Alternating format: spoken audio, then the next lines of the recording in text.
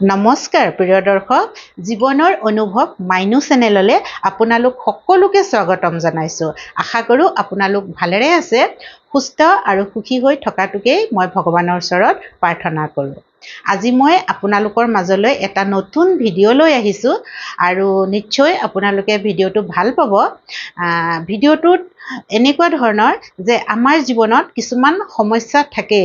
সদায় দিন একেদৰে নাযায়, কেতিয়াবা ভাল, কেতিয়াবা বেয়া, কেতিয়াবা সুখ, কেতিয়াবা দুখ, আৰু এইবোৰক লৈ আমাৰ সদায় চিন্তাও লাগি থাকে, নহয়নে বাৰু? কিন্তু কেতিয়াবা এনেকুৱা হয় সেই চিন্তাবোৰে আমাক বহুত দিগদাৰি দিছে নেকি, বা আমাৰ ঘৰৰ সদস্যৰ কাৰোবাৰ এনেকুৱা হয় নেকি যে আমি ইমান চিন্তা কৰিছোঁ, আমাৰ মানসিকভাৱে আমি দুৰ্বল হৈ গৈছোঁ, আমি ইমানেই চিন্তা কৰোঁ যে আমাৰ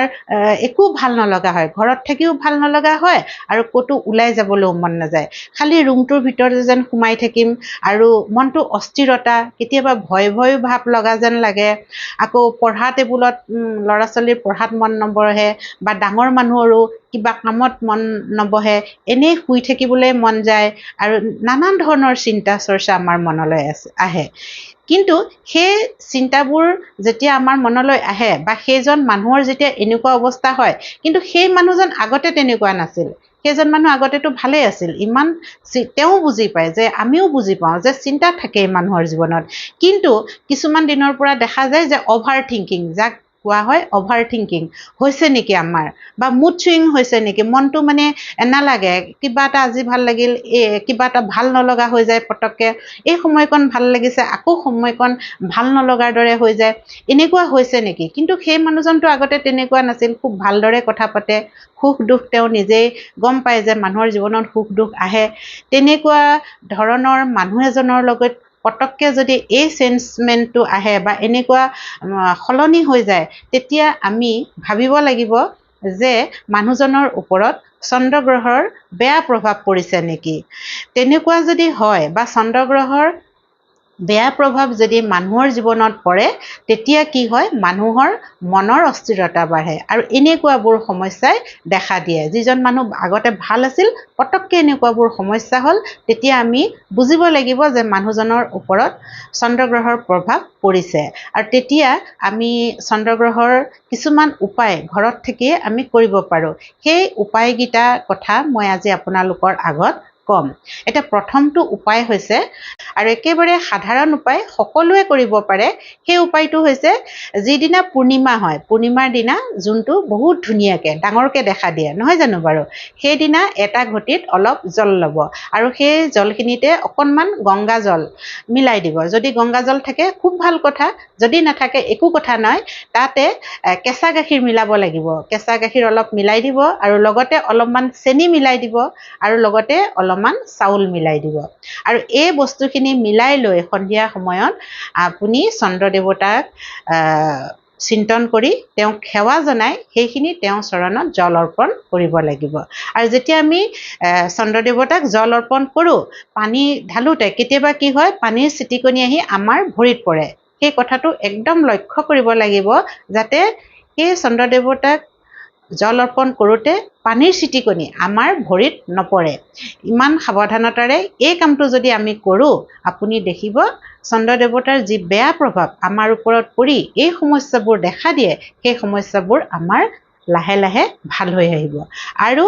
এটা মন্ত্ৰ জপ কৰিব লাগিব, ওম সোম সোমায়ে নমঃ, ওম সোম সোমায়ে নমঃ। এই মন্ত্ৰ ফাঁকি আপোনালোকে জপ কৰিব, তেতিয়া কি হ'ব, চন্দ্ৰ দেৱতা সুপ্ৰসন্ন হ'ব, আমাৰ ওপৰত বেয়া প্ৰভাৱৰ যি পৰি আমি দুখ কষ্টখিনি পাওঁ, সেইখিনিৰ পৰা আমি মুক্ত হ'ব পাৰিম। আমাৰ মানসিকভাৱে যদি আমি কষ্ট পাই থাকোঁ, একদম ডাঙৰ সমস্যা, আমি একদম মানে ব্যৰ্থ হৈ যাওঁ, আমি একো ভাল ভাবিব নোৱাৰা হৈ যাওঁ, সেইকাৰণে আমাৰ মনটো সুস্থ হৈ থাকে, যাতে ভাল হৈ থাকে, সেয়া কৰিবলৈ হ'লে এই কামটো যদি আমি কৰোঁ, আমি বহুতেই ভাল ফল পাওঁ। আৰু এটা কাম আমি কৰিব পাৰোঁ, সেইটো হৈছে জালুক সদায় আমাৰ ঘৰত থাকে, আৰু জালুক চিনিয়ে পায়, নহয় জানো বাৰু। দুটা জালুক ল'ব, দুটা জালুক শোৱাৰ আগত গাৰুৰ তলত থৈ আপুনি শুব আৰু ৰাতিপুৱা সেই জালুক দুটা কি কৰিব আমি শিৱ মন্দিৰ ওচৰতে থাকে বা শিৱ মন্দিৰত গৈ সেই জালুক দুটা থৈ আহিব লাগে তেনে কৰিলে চন্দ্ৰগ্ৰহৰ প্ৰভাৱৰ পৰা মুক্তি পোৱা যায় আৰু সেই জালুক দুটা যদি আপুনি নিজেও যাব নোৱাৰে একো কথা নাই ঘৰৰ কোনোবা এজন গৈ শিৱ মন্দিৰত থৈ আহিলে হ'ব এদিন নহয় কেইবাদিনো কৰিব লাগিব এদিন কৰিলে যে ভাল ফল পাব তেনেকুৱা নহয় 11 দিন 15 দিন 21 দিন আপুনি এই জালুকৰ কামটো যদি আপুনি কৰে আৰু শিৱ মন্দিৰত থব লাগিব শিৱ মন্দিৰত থলেহে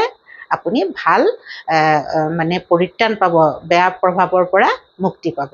আৰু এটা উপায় সেই উপায়টো কি গম পায়নে আমি শিৱ বাবাৰ মন্দিৰত আমি কেঁচা গাখীৰ ঢালিব লাগিব কেঁচা গাখীৰ তেওঁৰ চৰণত অৰ্পণ কৰিব লাগিব মানে শিৱলিংগত অৰ্পণ কৰিব লাগিব তেনেকুৱা কৰিলে কি হ'ব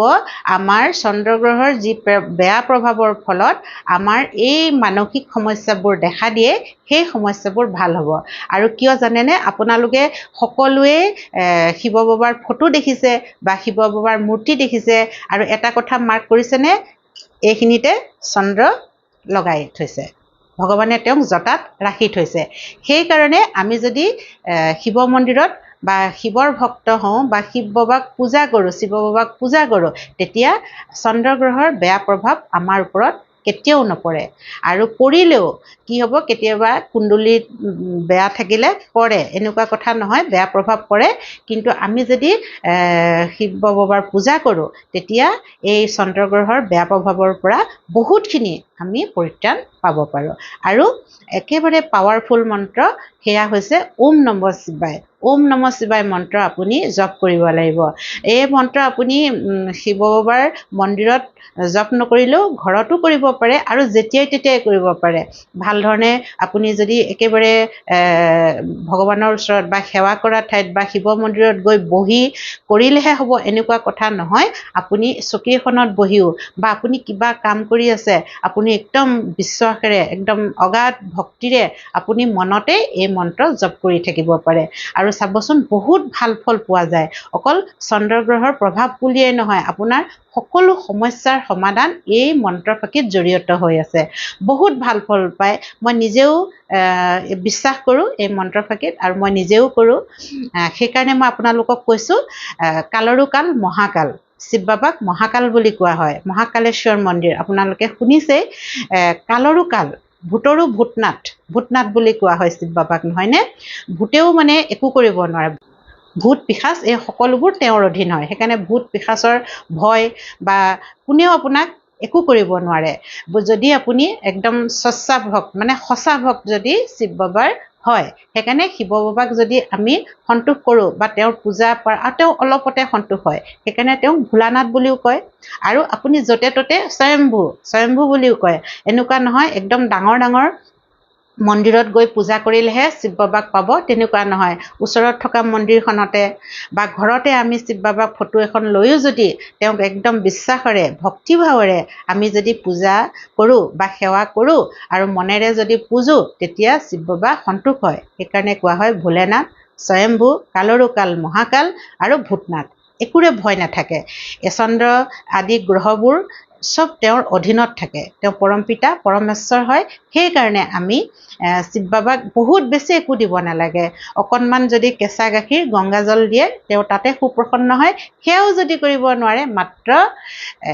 এলোটা জলেৰেই তেওঁ সুপ্ৰসন্ন হয় আৰু সেইকাৰণে মই কৈছোঁ চন্দ্ৰগ্ৰহৰ প্ৰভাৱেই হওক বা যিয়েই নহওক কালৰো কাল মহাকাল শিৱ বাবাক যদি আমি ওম নমঃ শিৱায় মন্ত্ৰৰে জপ কৰি তেওঁক সন্তোষ কৰিব পাৰোঁ তেওঁক সেৱা অৰ্চনা পূজা অৰ্চনা কৰিব পাৰোঁ চন্দ্ৰগ্ৰহৰ প্ৰভাৱটো